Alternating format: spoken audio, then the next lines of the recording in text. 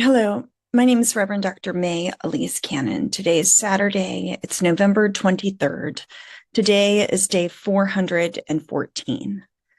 Updates from the last 24 hours. The International Court of Justice arrests continue to provoke. The Office of Israel's Attorney General said that the country is considering its next steps, which call the warrants baseless, unfortunate. They say that the court lacks any authority in the matter. The reason the court has jurisdiction is because Palestine signed on, and so that's why they have jurisdiction over the matter. The U.S. has come out ardently opposed to the warrants. European countries are far more circumspect. Some have said that they have to investigate the matter. Others have said that they won't make a decision until there's a pending visit by the Israelis. So the International Court of Justice said that the former Defense Minister Gallant and Netanyahu have committed, crimes against humanity. They put out arrest warrants for them, in addition to Mohammed Diaf, the Hamas military leader.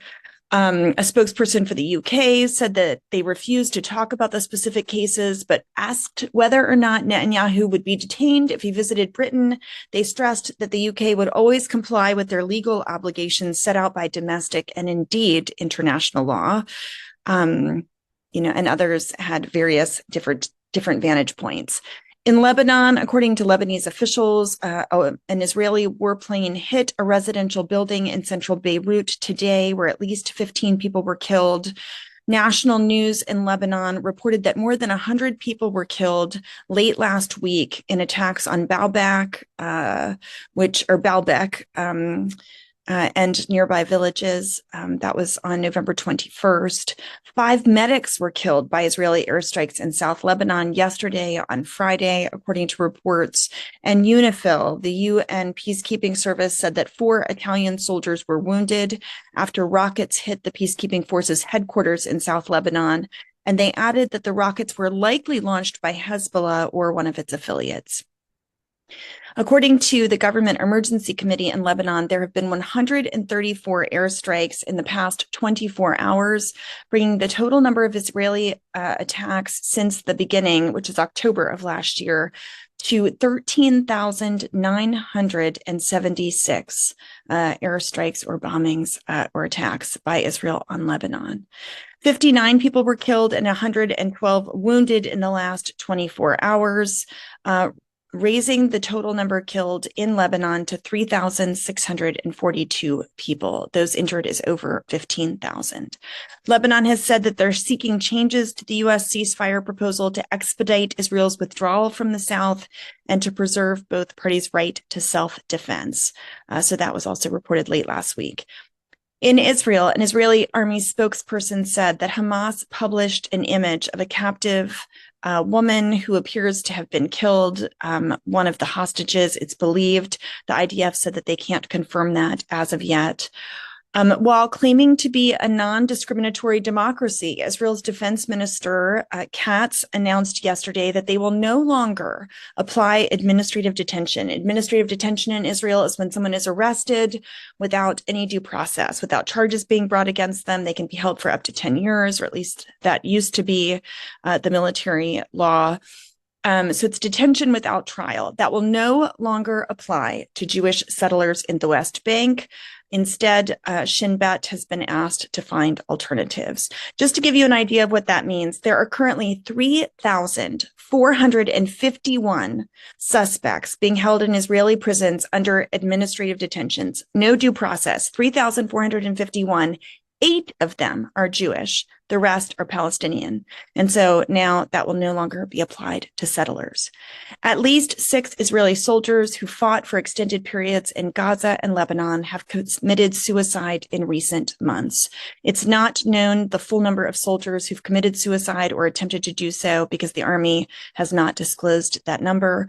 And dozens of rockets have been fired at Israel throughout Friday into Saturday. Some of those have been intercepted.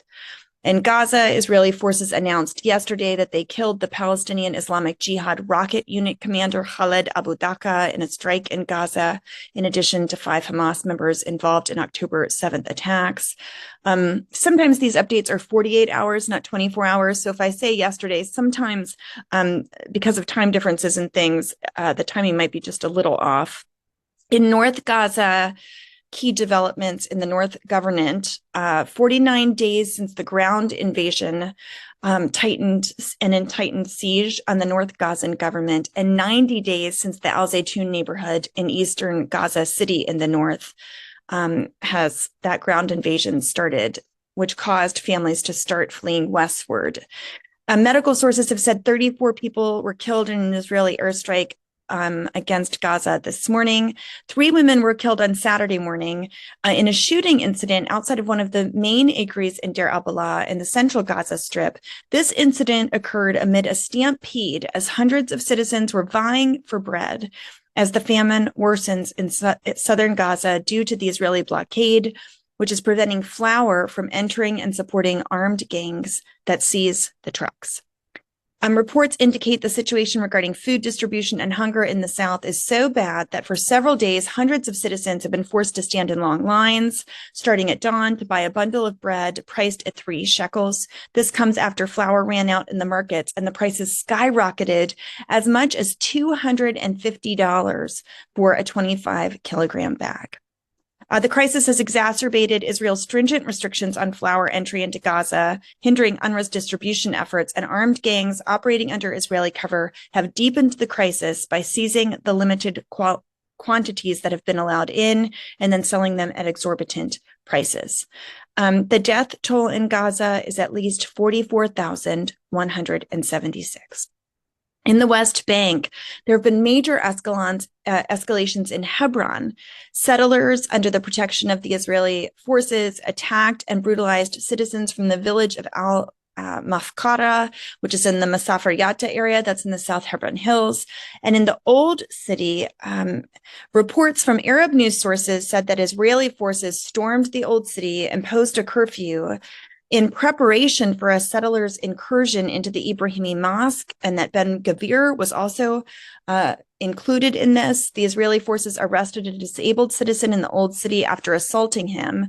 Haaretz reported the situation differently. They said hundreds of Israelis tried to break through the military checkpoint in the West Bank city of Hebron to enter a restricted area under IDF order. I'm assuming that's the Ibrahimi Mosque, and that clashes between settlers and soldiers erupted at the scene, with a number of settlers spitting in the faces of soldiers and throwing stones at Palestinian shops. 1 person was arrested. There were also clashes today between settlers, these are Israeli settlers, and between Israeli soldiers in the occupied West Bank near Nablus. This is the settlement of Itamar that has been causing so many problems. In Jerusalem, the Islamic Waqf, the group that controls the Temple Mount, the Al-Aqsa Mosque, Haram al-Sharif, estimated 40,000 worshipers yesterday for Friday prayers at the Al-Aqsa Mosque. And their worship was restricted through Lions Gate. Worshippers had to have their IDs checked. Several young men were detained and prevented from entering. Sources report that Israeli forces stormed the Dome of the Rock courtyard at the Al-Aqsa Mosque during the Friday sermon. A number of young men performed prayers outside of the mosque after being blocked by forces from entering its courtyard. This is really important. In the UAE and the Arab Peninsula, it's believed that a rabbi of the Chabad movement was kidnapped and perhaps killed. So Mossad is investigating this. The rabbi's name is Rabbi Zvi Kogan. He's a Chabad emissary to the UAE. It's believed he might have been kidnapped or killed by, quote, terrorist elements. The Chabad envoy has been missing since Wednesday, and available information suggests that he's been under surveillance by terrorist operatives. Chabad is a sect of Hasidic Judaism. They belong to the Haredi, the ultra-Orthodox branch of Orthodox Judaism. It's one of the largest factions of Jewish religious organizations. They're self-segregating. but they also cater to non-observant Jews. According to reports, Chabad organization's leaders in Israel have long opposed the formation of a Palestinian state and any territorial concessions to Palestinians. The organization has significant influence and reach with the military, and in fact, established a Chabad house in Beit Hanun in Gaza 2 months after October began. 3 people were arrested after pro-Palestinian protesters smashed windows and clashed with police in Montreal, in Canada. And finally, I wanted to close just with an update on Congress. According to the Foundation for Middle East Peace, they provide a regular update on congressional legislation, and they're arguing that there's a lot on the docket that targets Palestinians and anyone who supports them. There's a resolution called House Resolution 9495. It's a congressional resolution that would enable the Trump administration to strip any nonprofit NGO of its nonprofit status, using support for Palestinians as the hook for its passage. This is hugely controversial. It would legislate broad executive authority to suspend normal due process carried out by the Justice Department according to clear rules. So this would permit the Secretary of the Treasury to strip U.S. groups of their nonprofit status in a preemptory manner with virtually no limitations, accountability, or meaningful recourse. As such, the legislation, if it's enacted, would represent a powerful weapon to impose mass harm on the U.S. nonprofit sector. When this was brought to the floor, it initially didn't pass. It was brought a second time on Thursday last week. The House voted in support of the bill. This is H.R. 9495, 219 to 184. So it passed with fewer votes than the first time, but this time it only required a majority, and so it has passed in the House. We'll keep you informed on that in the days ahead. Use this information as information by which to pray and to continue in our efforts. May God go before us in the name of Christ. Amen.